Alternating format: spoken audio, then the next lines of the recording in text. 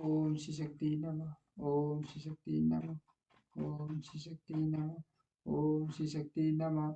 समय संस्कार या समय समय समयाचार की दीक्षा की विधि। उपमन्यु जी कहते हैं, यदि नंदन नाना प्रकार के दोषों से रहित शुद्ध स्थान और पवित्र दिन में गुरु पहले शिष्य का समय नामक संस्कार करे। गंध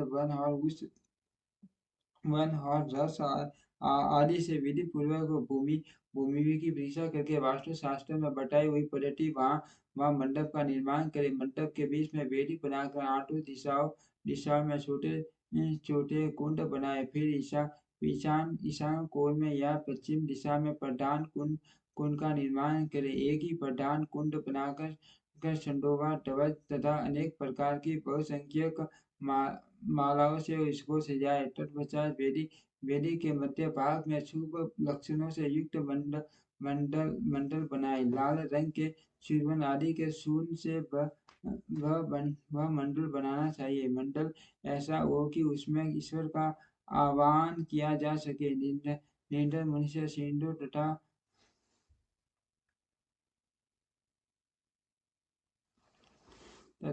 अगहनी या तीतरी के चावल के चूर्ण मंडल बनाए।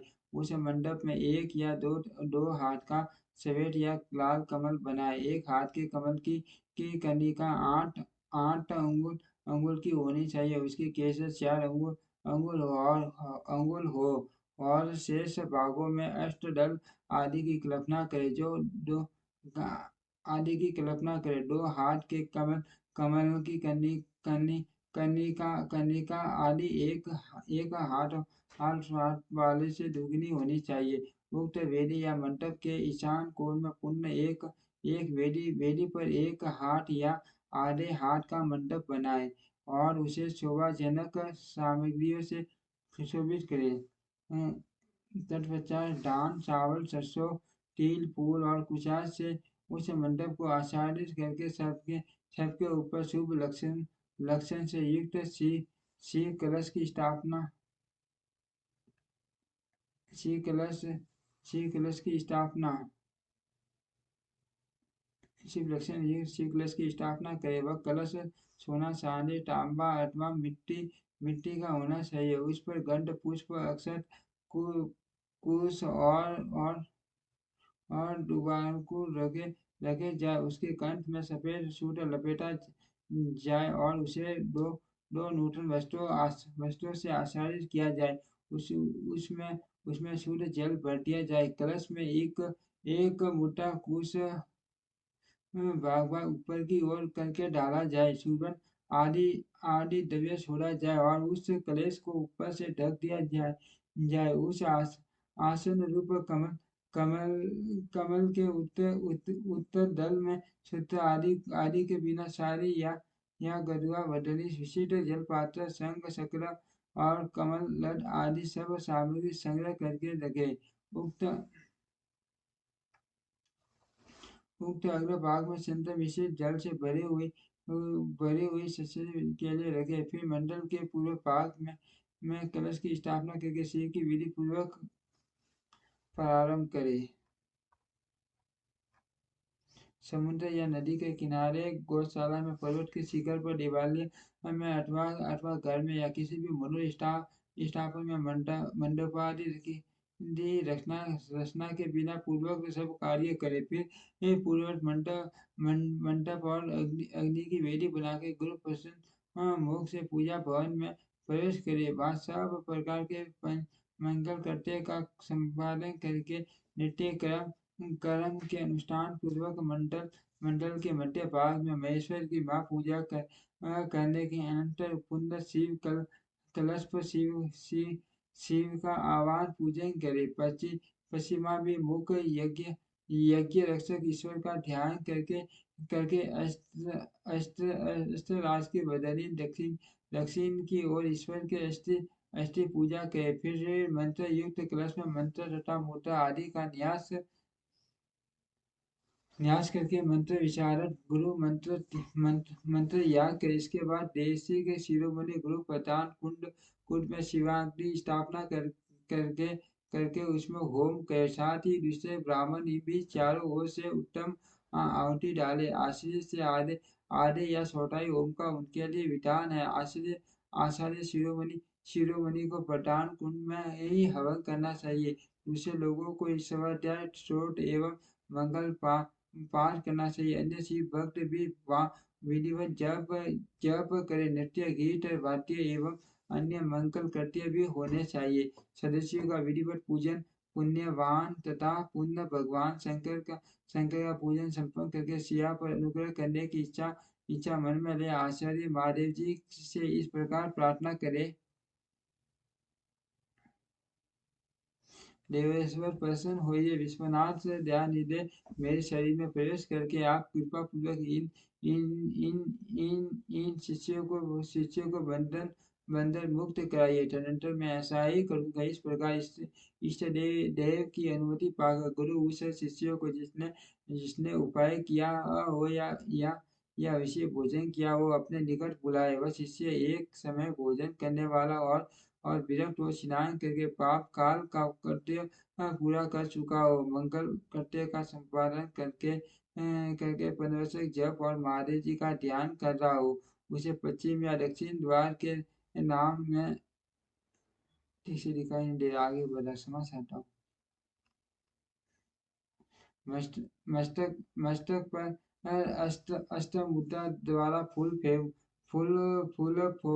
कर मारे मारे। फिर अभियंत्रित नूतन वस्त्र आधे दुपट्टे से उसकी आंख बांध ले। इसके बाद शिष्य को दरवाजे से मंडप भीतर प्रवेश कराए।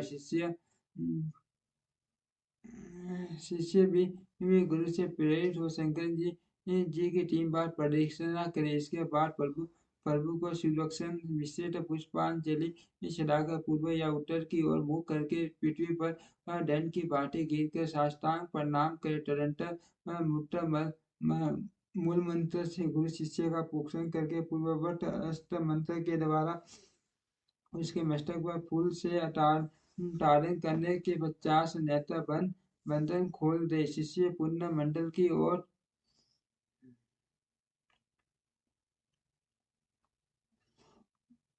यह देख हाथ जोड़ प्रभु को प्रणाम करे। इसके बाद शिव स्वरूप आचार्य शिष्यों को मंडल की दक्षिण अपने बाएं भाग में कुश के आसन पर बिठाए और महादेव जी की आराधना करके उसके मस्तक पर शिव का विरुद्ध हाथ रखे। मैं शिव हूँ। इस अभिमान से युक्त गुरु शिव के तेज से संपन्न अपने हाथ को शिष्य के मस्तक पर रखे और शिव मंत्र का उच्चारण करे। उसी हाथ से ये वह शिष्य संपूर्ण अंगों का स्पर्श करे। शिष्य भी आश्चर्य रूप से स्थित हुए वे ईश्वर को पृथ्वी पर गिरकर साष्टांग प्रणाम करके तदनंतर जब शिष्य शिवाग्नि में महादेव जी की वेदी पर पूजा करके 3 आहुति दे ले तब गुरु पुण्य पूर्वक शिष्यों को अपने पास बिठा ले कुशों को अग्र भाग से उसका स्पर्श करते हुए विद्या या मंत्र द्वारा अपने आपको उसके भीतर आविष्ट करे। तत्पश्चात महादेव जी को प्रणाम करके नारी संतान करे। फिर शिव शास्त्रों में बटा हुए मार्ग से प्राण का निष्क्रमण करे। शिष्य के शरीर में प्रवेश की भावना करे। साथ ही मंत्रों का तर्पण भी करे। मूल मंत्र तर्पण के लिए उसी के उच्चारण पूर्वक 10 आहुतियां देनी चाहिए। फिर अंगों के तर्पण के लिए अंग मंत्र द्वारा ही क्रमश 3 आहुतियां दे।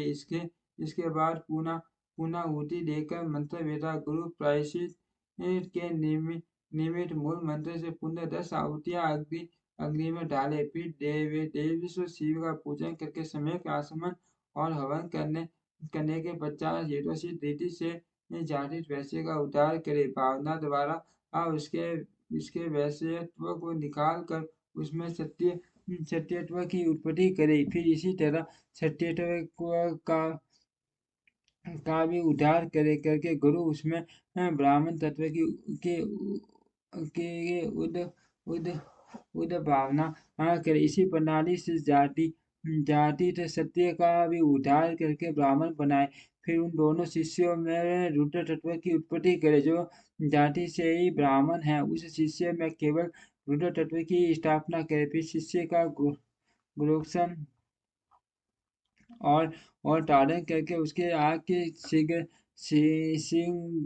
सिंगारियों के समान प्रकाशन शिव स्वरूप आत्मा को अपने आत्मा से स्थित होने की भावना करे। तदंतर पूर्वोक्त नारी नारी से गुरु मंत्रोच्चारण पूर्वक वायु का निशासन करे। वायु का निशासन करके उस नारी के दवाई शिष्य के हृदय में वह स्वयं प्रवेश करे। प्रवेश करके उसके चैतन्य का नील बिंदु बिंदु के समान चिंतन करे। साथ ही ये भावना करे कि मेरे तेज से इसका सारा मल नष्ट हो गया और यह पूर्णतः प्रकाशित हो रहा है। इसके बाद उसे जीव चैतन्य को लेकर नारी से संघार मुद्रा एवं पूरक प्राणायाम द्वारा अपने आत्मा से एकीभूत करने के लिए उसमें निविष्ट करे। फिर रेश की भांति कुंभक के द्वारा उसी नाड़ी से उसे जीव चैतन्य को वहां से लेकर शिष्य के हृदय में स्थापित करते। तत्पश्चात शिष्य का स्पर्श करके शिव से उपलब्ध हुए योग्य पवित्र को उसे देकर गुरु 3 बार आहुति दे पुण्य होम करे। इसके बाद आदित्य देव के दक्षिण भाग में शिष्य को कलश तथा फूल से आच्छादित करके श्रेष्ठ आसन पर बिठाकर उसका मुंह उसके उत्तर की ओर करके उसे सृष्टि आसन में स्थित करे। शिष्य गुरु की ओर हाथ जोड़े रहे। गुरु स्वयं पूर्वाभिमुख वो एक श्रेष्ठ आसन पर खड़ा रहे और पहले से ही स्थान पूर्वक सिद्ध किए हुए पुण्य घट को लेकर शिव का ध्यान करते हुए मंत्र पाठ तथा मांगलिक वाद्यों की ध्वनि के साथ शिष्य का अभिषेक करे। तदनंतर शिष्य उस अभिषेक के जल को पोष कर श्वेत वस्त्र धारण करे। आचमन करके अलंकृत हो हाथ जोड़ मंडप में जाए। तब गुरु पहले की भांति उसे कुशासन पर बिठाकर मंडप में महादेव जी की पूजा करके करन्यास करे। इसके बाद मन ही मन महादेव जी का ध्यान करते हुए दोनों हाथों में भस्म ले शिष्य के अंगों में लगाए और शिव मंत्र का उच्चारण करे। तदंतर शिवाचार्य मात्र कान्यास तदंतर शिवाचार्य मात्र कान्यास के मार्ग से शिष्य का धन पलावन आदि सरलीकरण करके उसके मस्तक पर शिव के आसन का ध्यान करे और वहां शिव का आह्वान करके यथोचित रीति से उनकी मानसिक पूजा करे। तत्पश्चात हाथ जोड़ महादेव जी की प्रार्थना करे, प्रभु आप नित्य यहाँ विराजमान हो। इस तरह प्रार्थना करके मन ही मन यह भावना करे कि शिष्य भगवान शंकर के तेज से प्रकाशित हो रहा है। इसके बाद पुण्य शिव की पूजा करके शिवा रूपिणी सेवक आज्ञा प्राप्त करके गुरु शिष्य के कानों में धीरे धीरे शिव मंत्र का उच्चारण करके शिष्य हाथ जोड़े हुए उस मंत्र को सुनकर उसी में मन लगा शिव आचार्य की आज्ञा के अनुसार धीरे धीरे उसकी आहुति करे। फिर मंत्र ज्ञान कुशल आचार्य शांत मंत्र का उपदेश दे उसका पूर्वक उच्चारण करवा के शिष्य की प्रति मंगलाचंसा करे। तत्पश्चात संक्षेप से वास्य वासक योग के अनुसार ईश्वर रूप मंत्र का उपदेश देकर योगासन की शिक्षा दे। तदंतर शिष्य गुरु की आज्ञा से शिव अग्नि तथा गुरु के समीप भक्ति भाव से प्रतिज्ञा पूर्वक निम्नाकित रूप से दीक्षांत वाक्य का उच्चारण करे। वर प्राणम परियाग सेदनम चिरचोपी भा न तवन न भय शरण पूंजियन भगवतम तिलोचनम। मेरे लिए प्राणों का परित्याग कर देना अच्छा होगा। मेरे लिए प्राणों का परित्याग कर देना अच्छा होगा अथवा सिर कटा देना भी अच्छा होगा, किंतु मैं भगवान तिलोचन की पूजा किए बिना कभी भोजन नहीं कर सकता। जब तक वो दूर न हो तब तक वह भगवान शिव में ही निष्ठा रखकर उन्हीं के आशीष और नियम पूर्वक उन्हीं की आराधना करता रहे। फिर भगवान शिव भी उसे योग से प्रदान करते हैं। ऐसा करने करने से उस शिष्य का नाम समय समय होगा, उसे शिवाश्रम में रहने का अधिकार प्राप्त होगा। वहां रहने वाले शिष्य को गुरु की आज्ञा का पालन करते हुए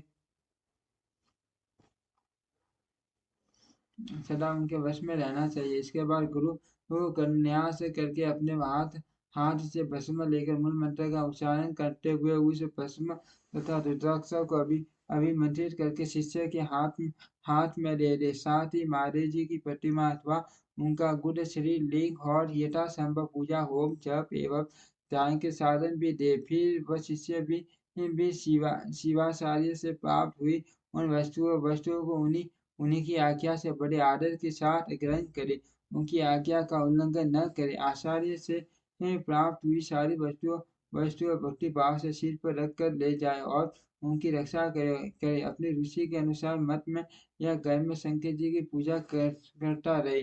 इसके इसके बाद गुरु भक्ति श्रद्धा और भक्ति के अनुसार शिष्यों को शिवाचार्य की शिक्षा दे। शिवाचार्य ने समय सार के विषय में जो कुछ कहा हो, जो आज्ञा दी हो तथा हाँ आदि जो कुछ बातें बताई हो, उन सब को शिष्य धार्य करे। गुरु के आदेश आदेश से ही वह शिवागमन ग्रहण पठन और श्रवण करे। न तो अपनी इच्छा से करे और न दूसरे की प्रेरणा से ही। इस प्रकार मैंने संक्षेप से समज्ञान संस्कार समय सार की दीक्षा का वर्णन किया है। यह मनुष्य को साक्षात शिव धाम की प्राप्ति कराने के लिए सबसे उत्तम साधन है। ओम श्री शक्ति नमः। ओम श्री शक्ति नमः। ओम श्री शक्ति